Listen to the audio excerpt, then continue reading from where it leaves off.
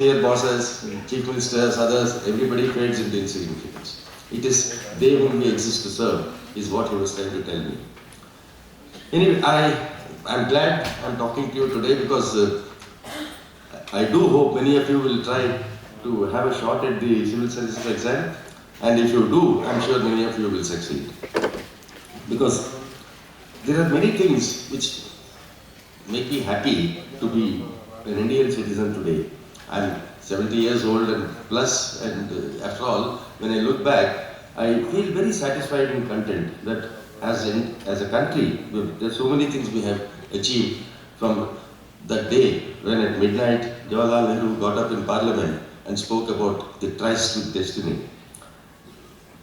Almost 60 years later, when you look back, I think easily the most outstanding contribution to the image India has the world over has been made by our institutions. And I think he will also agree with me. Certain institutions in particular, the Supreme Court, the Election Commission, the UPSC, they have made us really feel tall and proud in the Committee of Nations whenever our country is talked about. And the second one easily, I think, one reason why I feel that we have done a lot of, it's been an era of accomplishments, is the fact that we had the Green Revolution. All of you are too young here to have been there at that time, but I remember when we joined the service, just before that, in the early 1960s, our country, the average man was leading what was known as a ship-to-mouth existence. A ship had to arrive carrying wheat from the USA under what was called the PL 480, Public Law 480. And unless the wheat came, there was no food grain to be distributed to the poor man population of the country. So it was called a foot-to-mouth existence. And then came the Green Revolution. People like M.S. Swaminathan, I was there with him in Chennai the other day. And these are institutions. These are people who have contributed enormously to our ability to lead a happy and comfortable life today. And then other institutions like the Indian Institutes of Technology or the Indian Institutes of Management, these have also brought us laurels from every corner of the world. And how much have we not done in development of infrastructure, the roads, railways, civil aviation, shipping, power, irrigation, communications. In all spheres of development, our country has, covered itself with glory.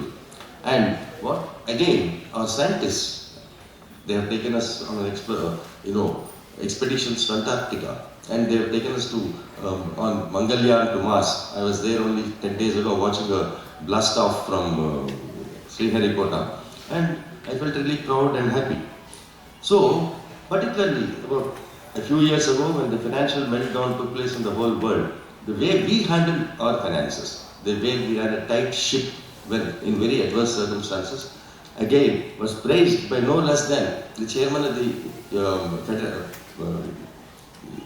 Federal Bank of the United States. In fact, I'm proud to say that the governor of the RBI at that time was an IAS also from our cadre, Dr. Y. Venugopal Reddy, and he said had Dr. Reddy been in the USA, the meltdown would never have occurred.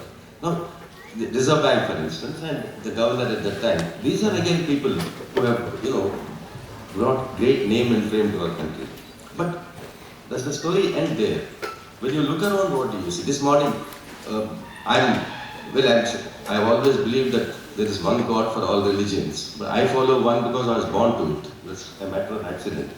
But then I go to the temple every Tuesday, and this morning I went there, and there's always a person there, an alms seeker, to whom I give a 10 rupee note every week.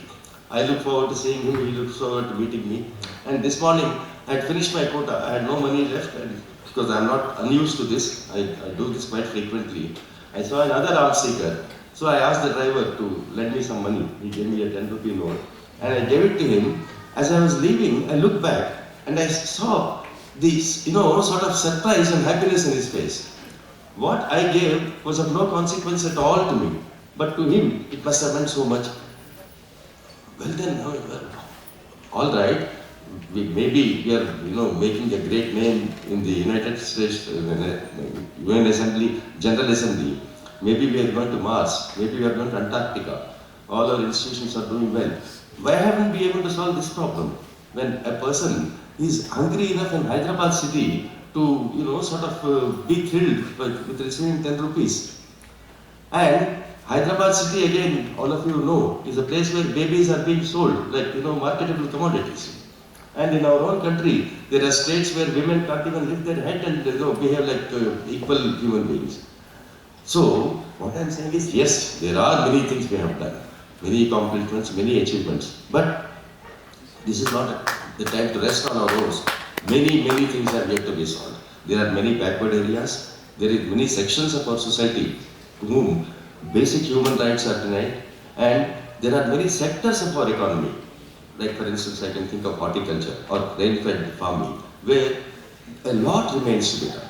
So, when the country is making plans for doing all these things, the unfinished agenda is being addressed, and a massive developmental initiative is being launched for the future.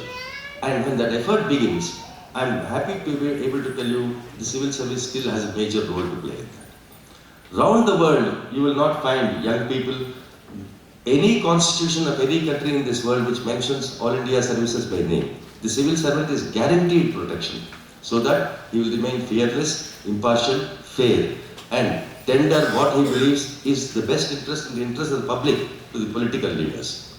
But then, are we doing all that? I mean, another thing which when I look around, I find, you name one profession and I will show you one person who is in jail from that profession. Judges, bureaucrats, political leaders, chartered accountants, lawyers, advocates, doctors.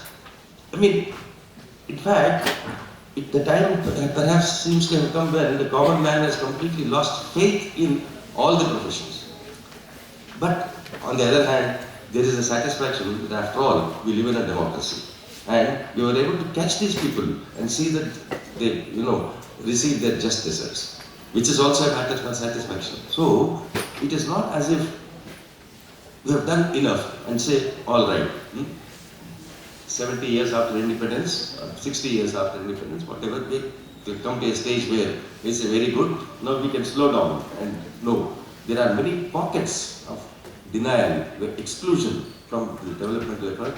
These are the pockets which deserve to be focused upon in the future. As Mr. Biswal was saying, Arjuna was seeing the parrot and then only the eye of the parrot. That's because that is focus. He couldn't see anything else. He couldn't see the rest of the body of the sparrow, nor the tree, nor any of the surroundings. Because olden days, you don't have those cameras these days. When we had cameras which had to focus, everything would become blurred except what we were trying to snap. So, unless we focus on these backward areas, the sections of the people and the sectors of the economy which have hitherto been neglected, then they cannot be focused development.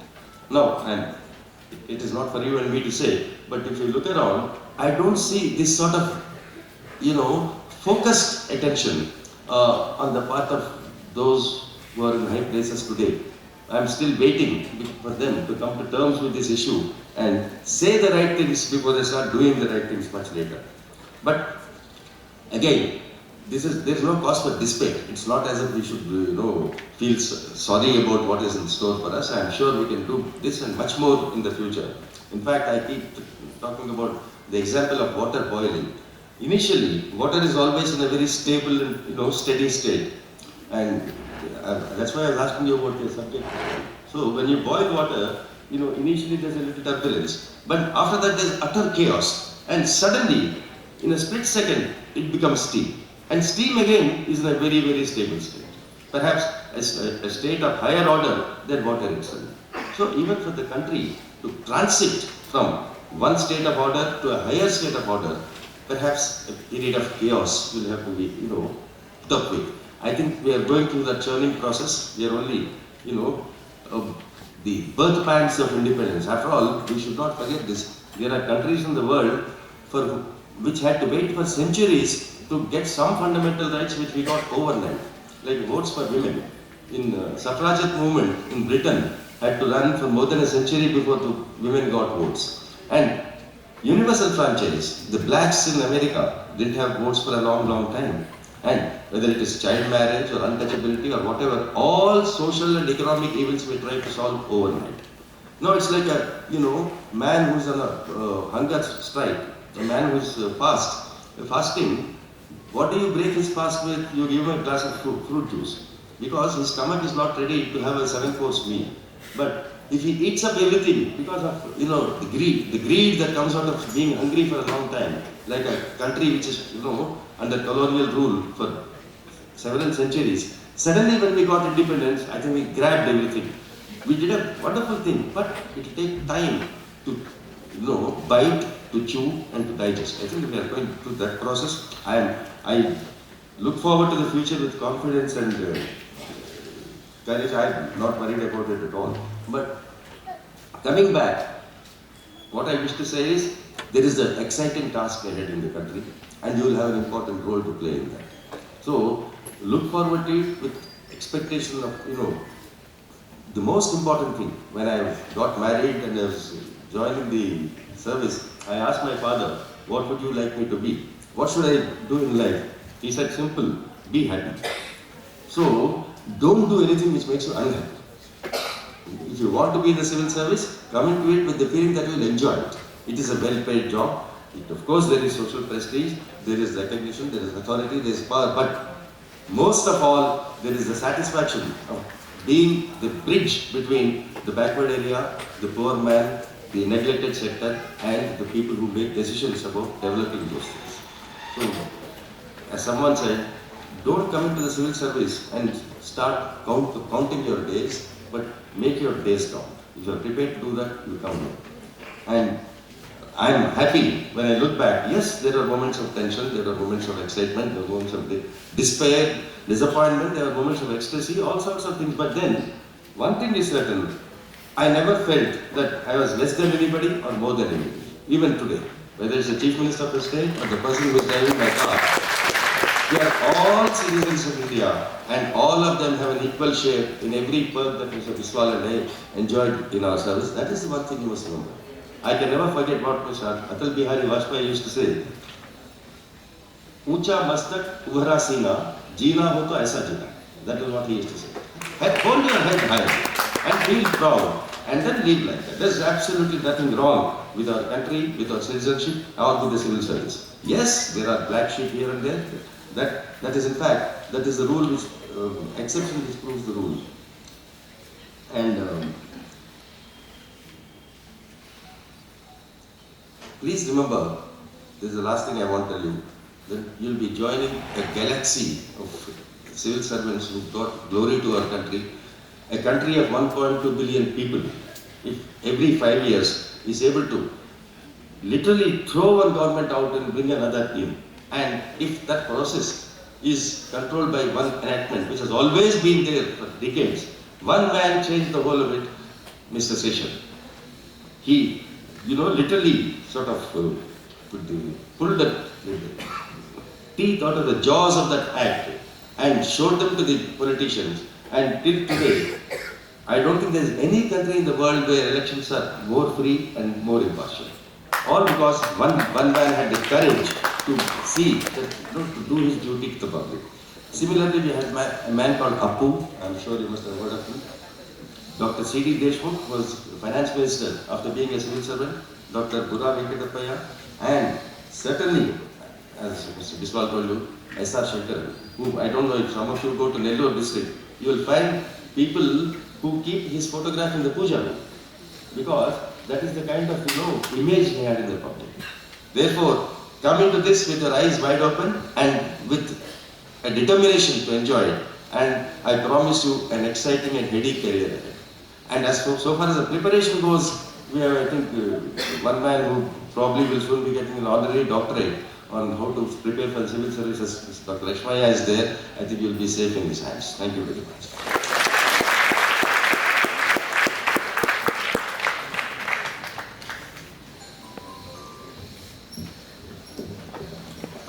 Mohan కంద గారు చెప్పిన విషయాలకి ఒక 2-3 విషయాలు చెప్తాను నేను. ఇక్కడ ఏదో ఎంజాయ్మెంట్ ఉంటుంది, ఈ సర్వీస్ వస్తే బాగా మనం ఎంజాయ్ చేయొచ్చు, రకరకాల షేపుల్లో అని అనుకొని మాత్రం ఈ సర్వీస్లోకి రావద్దు. ఇక్కడికి వస్తే మనం ఏ రోజు ఏ పని చేసినా మీరు ఎంజాయ్ చేయగలిగేటట్టుగా ఉంటే ఈ వైపుకి రండి, లేదంటే మీకు ఇది సూటబుల్ కాదు. అంటే ఇక్కడ ఏదో మనకు అధికారం ఉంటుంది, మనం రకరకాల మ్యానిపులేషన్స్ చేస్తాము ఇవనుకుంటే మాత్రం మీరు ఖచ్చితంగా ఈ పోస్టుకు సూటబుల్ కాదు. ఇక్కడ ప్రతి పని చేస్తే అంటే చాలా మందికి అంటే మన మనస్తత్వం అనేటువంటిది చాలా ఇంపార్టెంట్. ఇక్కడ అది మన బిస్వాల్ గారు చెప్పింది, మోహన్ కంద గారు చెప్పింది అదే విషయం. ఇక్కడ మీ మనస్తత్వానికి మీరు తగ్గట్టుగా ఉండాలి. ఒక ట్రైబల్ ఏరియాకో ఒక వెనుకబడిన ప్రాంతానికో మనం కనుక వెళ్తే ఆ టైం అనేటువంటిది చూసుకోకుండా వాళ్ళతో మాట్లాడుతూ వాళ్ళ సమస్యలు తీరుస్తూ అక్కడ కూర్చొని వాళ్ళతో డిస్కస్ చేయడం అనేటువంటిది నువ్వు అది ఆ ఎన్విరాన్మెంట్ని ఎంజాయ్ చేయగలిగితే అనేక రకాల మీటింగ్లో పార్టిసిపేట్ చేస్తూ నీ యొక్క నాలెడ్జ్ నువ్వు ఇస్తూ అవతల వాళ్ళు ఉన్నటువంటి నాలెడ్జ్ని మీరు తీసుకుంటూ నువ్వు కనుక ఇటుపక్క ఎంజాయ్ చేయగలిగితే ఈ వైపుకి రా. మీటింగ్లో పార్టిసిపేట్ చేయడం కష్టం, ప్రజలతో మాట్లాడటం కష్టం, తినటం కష్టం, స్నానం చేయటం కష్టం అనుకునేటువంటి కొంతమంది ఉంటారు. వాళ్ళకు మాత్రం ఇది ఎట్టి పరిస్థితుల్లో సూటబుల్ కాదు కాదు కాదు ఈ వైపుకి రావద్దు. ఎవరైతే ఇప్పుడు చాలా విషయాలు చెప్పారు, గత 60 సంవత్సరాలుగా భారతదేశం ఏ విధంగా ముందుకు వెళ్ళింది, ఎక్కడెక్కడ ఇంకా ఇష్యూస్ ఉన్నాయి, ప్రాబ్లమ్స్ ఉన్నాయని.